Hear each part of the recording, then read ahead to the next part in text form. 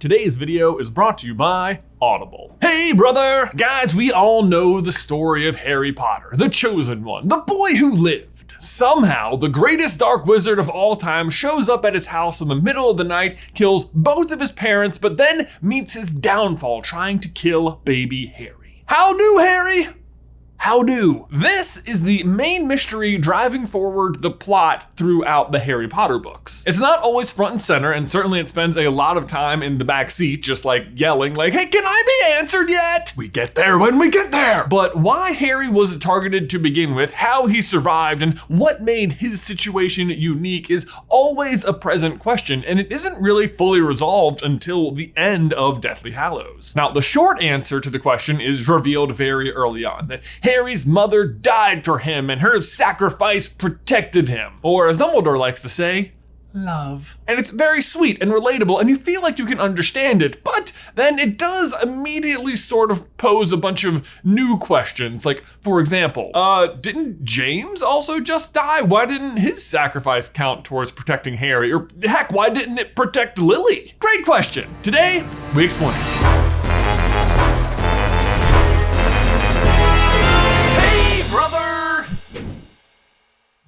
Guys, before we dive on in, I need to give a huge thank you to today's sponsor, Audible. Audible is a service I genuinely use every day, whether it's mowing the lawn or driving to work or washing the dishes or just falling asleep. Audible is the leading provider of spoken word entertainment all in one place. The way it works is simple. Each month you get a credit, and that credit is good for any title in Audible's vast premium collection. And if you know the normal cost of audiobooks, this is a huge value. Right now, I am currently obsessed with a book called The Name of the Wind by Patrick Rothfuss. And I have a feeling if you're already watching this video, it is the kind of book you would love. The main character is Kvothe.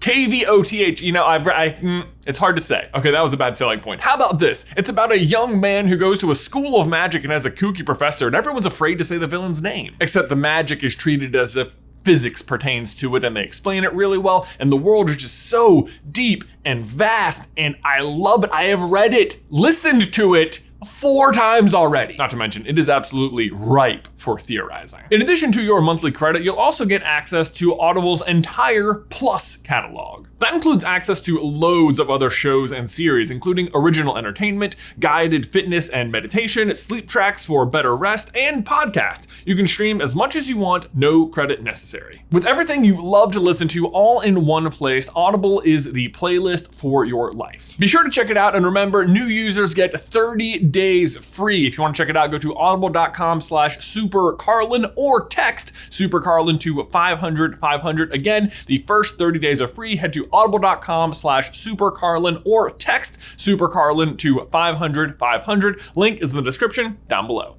All right, let's start with the passage that I think kicks off all of this confusion. It comes at the end of Philosopher's Stone, where Harry asks the question we've all been wondering the whole book. How did he survive? And Dumbledore gives him about 80% of the answer. The issue is that final 20% is really crucial to understanding what happened that night. He says, your mother died to save you. If there is one thing Voldemort cannot understand, it is love. He didn't realize that love, as powerful as your mother's for you, leaves its own mark. Not a scar, no visible sign. To have been loved so deeply, even though the person who loved us is gone, will give us some protection forever. And bear in mind, when you read this for the first time, you are not yet aware of the killing curse itself, or Horcruxes, or anything like that. All you really get to take away is that Lily loved Harry so much that her death prevented Voldemort from being able to harm Harry. And this point gets reiterated over and over throughout the next few books. In Chamber of Secrets, Harry tells Tom Riddle, I know why you couldn't kill me, because my mother died to save me. My common Muggle-born mother. She stopped you killing me. Then Voldemort even spills the deets to his Death Eaters at his rebirthing party. His mother left upon him the traces of her sacrifice. This is old magic. I should have remembered it. I was foolish to overlook it, but no matter. I can touch him now. And then he touches him. And like, okay, we get it. Lily's sacrifice saved Harry, but how does that work? The main confusion I've heard over the years is people wondering, like, wait, are you telling me Lily is the first parent ever to sacrifice herself for her child? Like, surely some other parent in history also did this, right? Like, most parents would make this decision, right? And when Voldemort kills Lily, the wizarding world is at war. Molly and Arthur literally rushed to get married because people didn't know what was going to happen next. And isn't every soldier or Auror or fighter against Voldemort and his army doing the same thing? Aren't they dying to protect the people they love? Shouldn't all of their deaths also be activating the sacrificial love charm? Or on just a way more local scale, and sort of getting back to the point of this video, why didn't James's sacrifice count for protecting Harry or Lily? I mean, he was in the same house, under the same roof, dying under the exact same circumstances. Right? We even know what he says. He says, Lily, take Harry. Like, the whole point is that he is trying to give them more time to escape. He knows he's going to sacrifice himself. He's not even armed, and it's Voldemort. He knows what's about to happen. That's why they're in hiding, to prevent this exact thing. But the answer for why James's sacrifice doesn't count to protect Lily or Harry is actually Snape. What? All right, so as I'm sure you are all very aware, Lily and Snape were childhood friends, and Snape was basically in love with her for his entire life. Despite this undying love for his muggle-born best friend, though, Snape still manages to find it within himself to be a pure-blood supremacist somehow, which is just so backwards for him when you think about it, because, like, he hates the pure-blooded James Potter and Sirius for that matter, and also, like, desperately in love with Lily, but I don't know, whatever. He sticks to his guns and falls in with the Death Eaters and drives her away. Then, as a Death Eater, he is spying on Dumbledore, where he overhears the first half of the prophecy Trelawney makes to Dumbledore about the Chosen One who will eventually defeat the Dark Lord, or at least has the power to. And he must have been so excited, because this is information that would have basically bathed him in Voldemort's glory for the rest of time. Except, oh no, Voldemort has interpreted the prophecy to mean that he needs to kill the Potters, including Lily. Stricken with guilt over having been the one to deliver the news to Voldemort that's gonna lead him to kill the woman he loves, he begs both Dumbledore and Voldemort to spare and or protect her. He thinks it means Lily Evans. The prophecy did not refer to a woman. It spoke of a boy born at the end of July. You know what I mean. He thinks it means her son. He's going to hunt her down, kill them all. If she means so much to you, surely Lord Voldemort would spare her. Could you not ask for mercy for the mother in exchange for the son? I have asked him. Spot on, Snape, if I do say so myself. And despite Snape's horrible okayness with Voldemort killing a baby so long as he ends up with the girl he wants, that really is the key moment that makes the difference. Snape's request to Voldemort to spare Lily changes everything. Well, kind of. Let's be clear. It is Lily's decision to die that actually makes the difference. She should get way more of the credit. But the fact that there is a decision to be made, that's all down to Snape. And what I mean by that is Lily didn't have to die. When Voldemort walks into the room to kill Harry, he offers Lily the chance to step aside. Stand aside, you silly girl. Stand aside now. Not Harry, please no, take me, kill me instead. This is my last warning. Not Harry, please, have mercy, have mercy. Not Harry, not Harry. Actually, despite him saying that was his last warning, he goes on to offer it 2 more times. But the reason he's offering this at all is because Snape asked him to. But the offer is what makes the difference. The fact that he offers her to live and she chooses to die anyway. Basically, when he walks in that room, he offers her 2 options.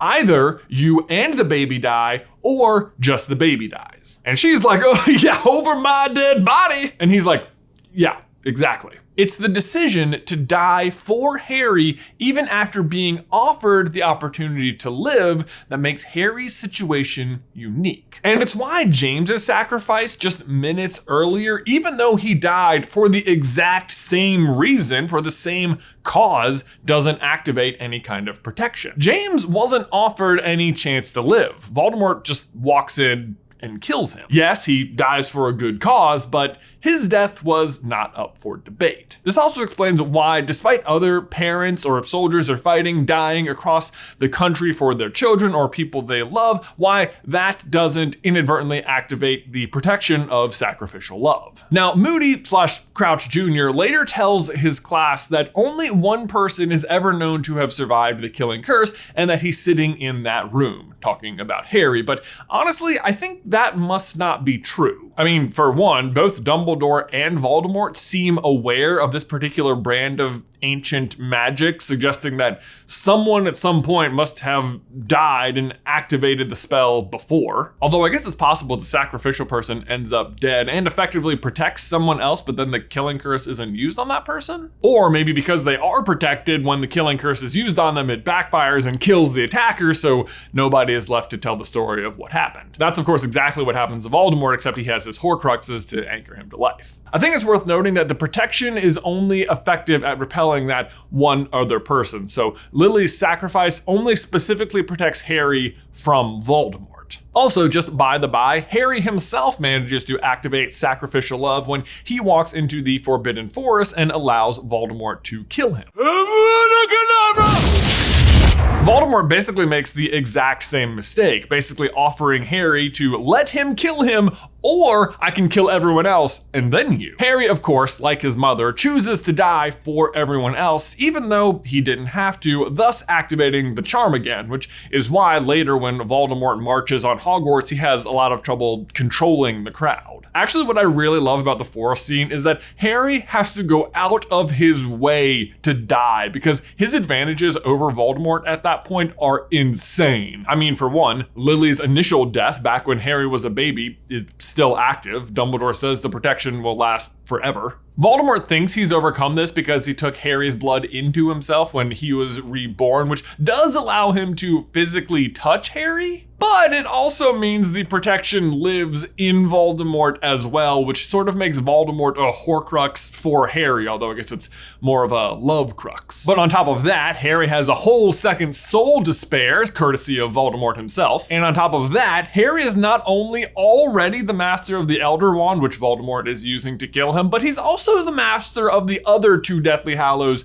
as well, having used the Resurrection Stone and the Invisibility Cloak just to get to the forest. I mean, when it really comes down to it, it seems like Voldemort did way more to defeat Voldemort than Harry did to defeat Voldemort. The only obstacle Voldemort is ever really able to circumvent is the protection of the twin cores. But the twin cores was really only ever gravy because beneath that, Harry still had like 4 layers of invincible armor on. Of course, when I say Voldemort circumvents the protection of the twin cores, all I mean is that Harry accidentally has his wand broken and is forced to use another one. But even so, the twin cores only actually ever delayed everything, because if Voldemort had just hit Harry with Avada Kedavra in the graveyard that night, it would have just been like in the forest 3 years later. He would have immediately destroyed the Horcrux inside of Harry, and Harry would have been tethered to life already by the Love Crux, so...